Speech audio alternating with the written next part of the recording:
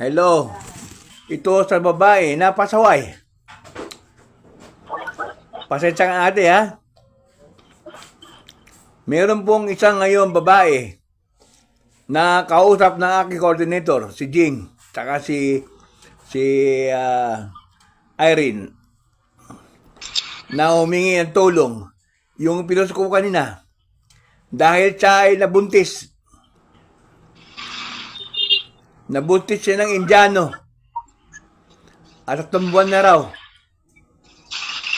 At ngayon, pinababayad siya ng company niya ng kakulangan dahil sa extended siya sa kanyang kontrata. Ngayon, galit na galit ako sa ate. Kaya gusto kong iparinig sa inyo. Doon sa mga ewan ko kung dapat ba tawagin na pagkasaway. O, hindi kayo makilala, okay? Ate, ako magagalit ako sa iyo ha. Pagpasensyahan mo na ako. Okay lang po, walang problema po. Oo, ng mga ate, sino ang nakabuntis sa iyo? Wala na po kasi siya dito eh. Anong lahi niyo nakabuntis sa iyo? Indiano po. Indiano? Opo. Anong kasama mo sa trabaho? Dati po, ngayon wala na po siya. Nasaan sa exit na? Wala po, nasa India na po. Alam niya, nabuntis ka niya. Hindi po. Diyos ko. Ngayon ko lang, lately lang po kasi nalaman. Bakit ate, bakit hindi ka nakapagpinggil? Anong ginawa mo sa sarili mo? Kasalanan ko po, alam ko po. Kasalanan mo. Ayun nagagalit yung mga tao. Ilang taong ka na? 30 po. 30. Kasi edad mo lang yung alang babae. Ilang buwan ka ng buntis?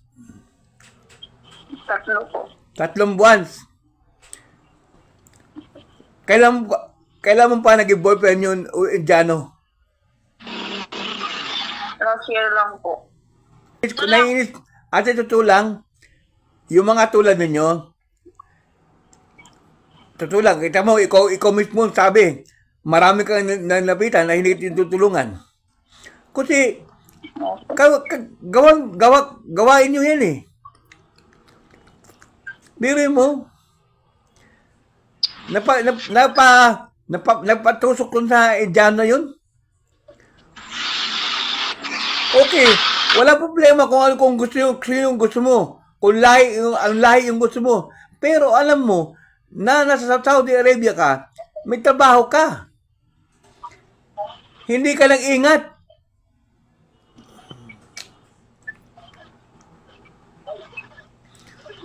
May sawa ka ba? Wala. Wala po. May anak ka. 2 po. Oh, 2 anak mo. Tapos ngayon, nagdagdagan na naman. Magiging 3 anak mo. Imbis sa trabaho ang iyong pinunta niyan ngayon, bata pa ngayon, iuwi mo ngayon. Ngayon, anong sabi ng kumpanya mo? Pinagbabayad po ako. Magkano 1,500. 6,500 real ang babayaran mo. O ngayon, may pagpambayad ka? Wala. Wala. Tingnan mo, gumawa ka ng kasalokohan, tapos ngayon, pinagbabayad ka pa. At wala kang pera ka mo. Wala po. May trabaho ka. Opo.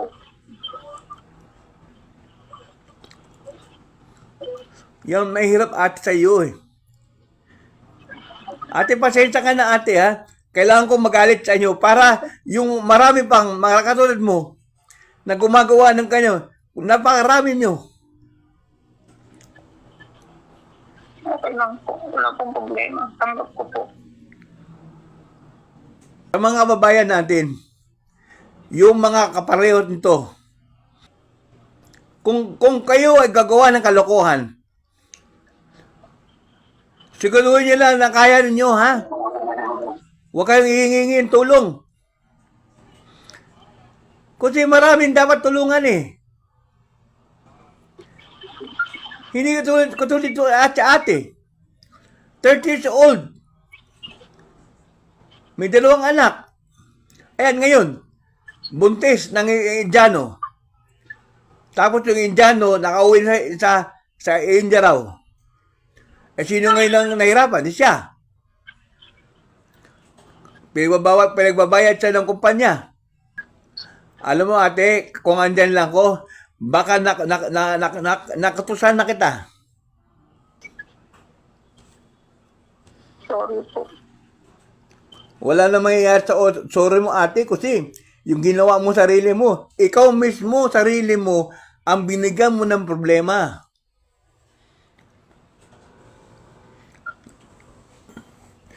Ngayon, magiging problema ka na naman ng ating gobyerno dahil wala kang tatakbuhan. Siyempre, may kumpanya ka. Galit na galit ang kumpanya sa'yo. Pag hindi ka tulungan, baka isipin naman ng mga na pamilya mo na pinabayaan ka sa Saudi. Paano mo nakilala yung lalaki na yon? Sa ano lang po. Sa TikTok lang po. Sa TikTok mo nakilala yung lalaki. No. Tapos, Nalaman ko po, same lang kami ng lugar ng pinagtatrabahuhan. tapos sumama ka sa kanya. Opo. Bakit mo naman bumigay ka sa kanya? Kasi po mabait. Mabait. Pero ang ginawa mo, binigay mo yun sa iyo. Opo.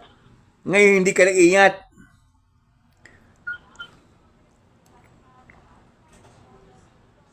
Opo. Paano kung hindi ka matulungan? Ano gagawin mo ngayon? Hindi ko na po alam. Ano na? Hindi ko na po alam. Hindi mo na alam kung ano gagawin mo. Opo. Ngayon iyak ngayon. Ngayon ngayon ang sabi ng company mo ngayon, ng kasama mo sa baho.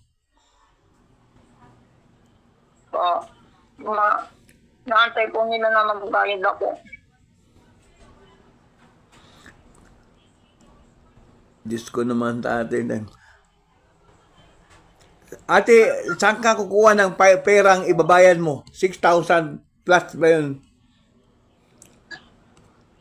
Hindi ko nga po alam. Ate, Nakikiusap ako sa kanila pero ayaw ko talaga. anong ayaw? Ayaw po na hindi ako magbabayad.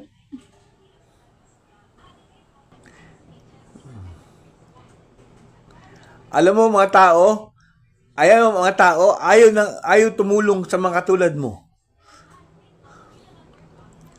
Totoo lang, galit na galit ng mga tao sa ginagawa ninyo. Ilang beses na sinasabihan na mag-ingat kayo. Wala pong pumipigil sa inyo kung anong gusto ng gawin nyo. Dahil that's your life. Pero, yung ganyan na, Diyos ko po,